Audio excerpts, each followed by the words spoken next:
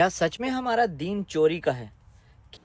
मेरा एक चैलेंज है उन तमाम मुल्हिदीन यानी एथियस्ट और गैर मुस्लिम नाकिदीन के लिए जो ये दावा करते हैं कि कुरान करीम नऊज़ किसी इंसान का लिखा हुआ कलाम है और इसे पुरानी किताबों, तहसीबों या बाइबल से कॉपी किया गया है।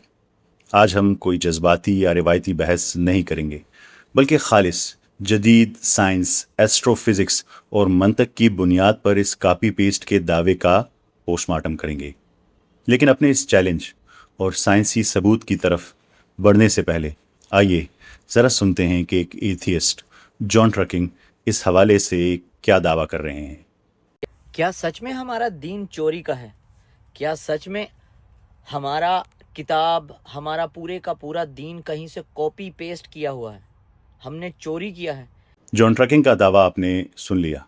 उसका कहना है कि कुरान करीम एक नकल शुदा कॉपीड किताब है नऊज़ बिल्लाह। यानी उनका कहना है कि ये पिछली तहजीबों और किताबों से कॉपी पेस्ट किया गया है। ये एक पुराना दावा है और यूँ तो कुरान मजीद के असल और कलाम इलाही होने के बेशुमार तारीख़ी, लिसानी और साइंसी दलाइल मौजूद है। लेकिन आज मैं इन सब को एक तरफ रख कर जॉन ट्रकिंग के इस कापी वाले दावे को सिर्फ एक ठोस सबूत से गलत साबित करूँगा। अगर कुरान करीम वाकई पुरानी किताबों की कॉपी है तो मेरे इस चैलेंज का जवाब ज़रूर दीजिएगा। कुरान मजीद के सूरह तारिक की पहली 3 आयत का जायज़ा लें, जिसका तर्जुमा है और उसमें ज़िक्र किया गया है, कसम है आसमान की और तारिक की, और तुम क्या जानो कि वो तारिक क्या है। वो एक चमकता हुआ सुराख करने वाला सितारा यानी अन्नजमुस साकिब है। यहाँ ज़रा रुकिए और गौर कीजिए। 1400 साल पहले अरब के रेगिस्तान में नाजिल होने वाली एक किताब आखिर आसमान के एक सितारे को इतनी अहमियत क्यों दे रही है? इसे एक आम सितारा कहने की बजाय तारिक का एक इंतहाई मखसूस नाम क्यों दे रही है? इसे इंतहाई चमकदार और चीर देने वाला नजमुस साकिब क्यों कह रही है? आखिर क्यों? और हैरत की बात सिर्फ ये अल्फाज नहीं है, बल्कि कुरान करीम का अंदाज़े बयान है। कुरान करीम ख़ुद इंसान की अकल को झंझोड़ता है, उसे सोचने पर मजबूर करता है और पूछता है, और तुम क्या जानो कि वो तारिक क्या है? यानी ये कोई आम बात नहीं है। कायनात का खालिक ख़ुद आपको इस राज पर गौर व फिक्र करने की दावत दे रहे हैं कि जाओ और खोज लगाओ कि ये सितारा असल क्या है। तो आइए अल्लाह ताला के हुक्म के मुताबिक गौर व फिक्र करें, तदब्बर करें। इन आयात में इस्तेमाल होने वाले अरबी अल्फाज के अंदर एक ऐसी हैरान कुन और इंतहाई मखसूस साइंसी हकीकत छुपी थी जिसे 20वीं सदी में रेडियो टेलीस्कोप की ईजाद से पहले पूरी तरह समझना पूरी इंसानियत के लिए मुमकिन ही नहीं था।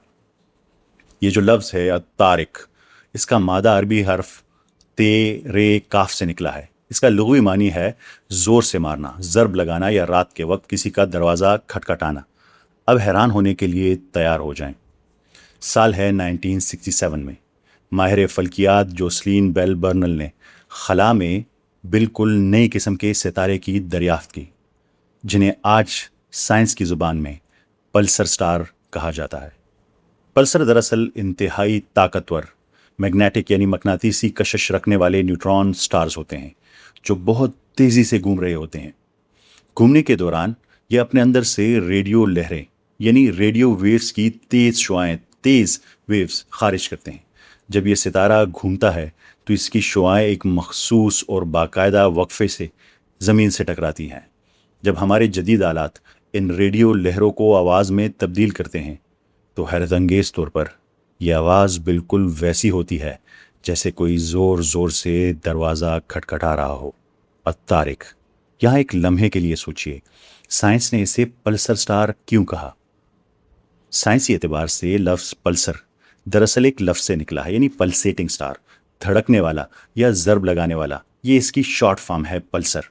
अंग्रेज़ी में लफ्ज़ पल्स का मतलब है एक बाकायदा रिदम, जैसे आपके अपने नब्ज़ जिसे कहते हैं उसे पल्स कहते हैं। धड़कना जैसे दिल की धड़कन होती है वो रिदम, वो हार्ट बीट, या किसी चीज़ का मुसलसल और बाकायदा वक्फे से बजना या टकराना।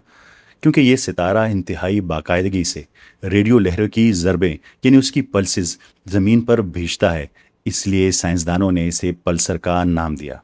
और जब इन पल्सेस को आवाज़ में तब्दील किया जाता है تو ان کی آواز بالکل ویسے ہوتی ہے جیسے کوئی باقاعدگی سے دروازے پر دستک کر رہا ہو. ٹک ٹک ڈگ ڈگ ڈگ ڈگ ڈگ ڈگ ناکنگ.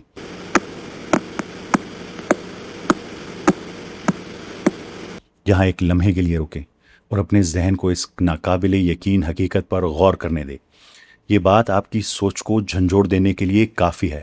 ذرا سوچئے یہ کتنی بڑی حیرت کی بات ہے کہ جس ستارے کو جدید سائنس نے 20ویں صدی کی جدید ترین ٹیکنالوجی مشینز اور ریڈیو ٹیلیسکوپس ایجاد کرنے کے بعد اس کی مسلسل ضربوں کی وجہ سے انگریزی میں پلسیٹنگ سٹار کا نام دیا، پلس کا نام دیا. قرآن مجید آج سے 1400 سال پہلے اسے عربی میں عین اسی مفہوم کے ساتھ الطارق کہہ کر پکار چکا ہے. دونوں کی ایک جیسے آواز، ڈگ ڈگ ڈگ ڈگ، جس کا لغوی معنی ہے دستک دینے والا اور ضربے لگانے والا ستارہ. بالکل وہی حقیقت اور بالکل وہی نام جو جدید فلکیاتی سائنس نے 1400 سال کے بعد آ کر دریافت کیا. یہ کوئی عام بات نہیں ہے. خدا کے لیے سوچئے 7ویں صدی کے اس دور میں جب کائنات کو دیکھنے یا سننے کا کوئی آلہ تک موجود نہ تھا، تب خلا کی اس گہری تاریکی میں دھڑکتی، ضرب لگاتی اور کھٹکھٹاتی ان لہروں کو کس نے محسوس کیا؟ اب مزید حیران ہونے کے لیے تیار ہو جائیں. قرآن کریم صرف کھٹکھٹانے کے ذکر پر نہیں رکتا، صرف طارق کے ذکر پر نہیں رکتا. آیت نمبر 3 واضح کرتی ہے کہ یہ ستارہ کس قسم کا ہے. النجم الثاقب. عربی میں لفظ ثاقب یعنی سے، کاف، بے کے دو بہت گہرے اور بنیادی معنی ہیں. پہلا معنی ہے انتہائی شدت سے چمکنے والا، اور دوسرا لغوی معنی ہے سوراخ کرنے والا، چیر دینے والا یا ڈرل کرنے والا، یعنی سوراخ کر دینا. یہاں آپ کو ایک لمحے کے لیے رک کر خود سے ایک سوال پوچھنا چاہیے. آخر کیوں قرآن کریم نے ایک ستارے کو بیان کرنے کے لیے اتنے عجیب، اتنے ہیبت ناک اور کائناتی الفاظ کا انتخاب کیوں کیا؟ اسے انتہائی شدت سے چمکنے والا اور زمان و مکان کو چیر دینے والا کیوں کہا؟ ذرا آنکھیں بند کر کے تصور کیجئے آج سے 1400 سال پہلے عرب کے ریگستان میں بیٹھے ان لوگوں پر کیا گزری ہوگی جب انہوں نے پہلی بار کلام الہی سے یہ الفاظ سنے ہوں گے.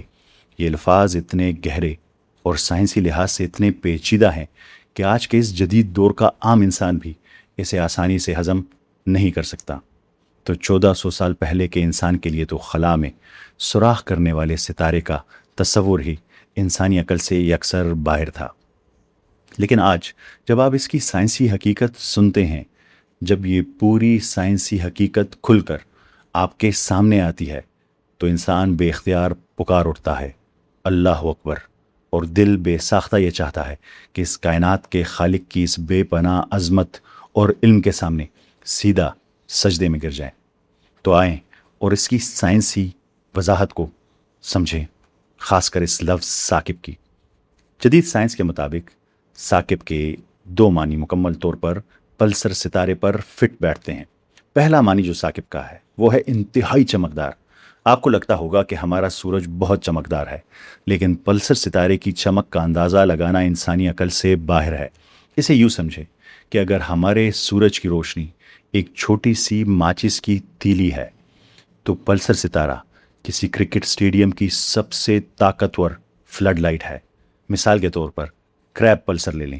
کریب پلسر نامی ستارہ ہمارے سورج سے 75,000 گنا زیادہ چمکدار ہے. یہ ستارہ حجم میں صرف ایک عام شہر جتنا ہے، یعنی سورج سے بہت چھوٹا، لیکن اس کی روشنی ہمارے سورج کو بھی مات دے دیتی ہے. یہ تاریکی کو چیر دینے والا ایک انتہائی چمکدار ثاقب ستارہ ہے. اب دوسرا معنی ثاقب کر لیں جو ہے سوراخ کرنا. پلسر دراصل مرتے ہوئے بڑے ستاروں کا ایک کثیف، ایک ڈینس حصہ ہوتے ہیں. ان کا وزن اتنا زیادہ ہوتا ہے کہ اگر آپ پلسر ستارے کا صرف ایک چینی کے دانے یعنی شوگر کیوب جتنا حصہ لیں تو زمین میں اس کا وزن 1 ارب ٹن ہوگا. ایسے سمجھے جیسے پورا کوہ ہمالیہ کو سکیڑ کر ایک چینی کے دانے میں بند کر دیا جائے. اتنا ڈینس.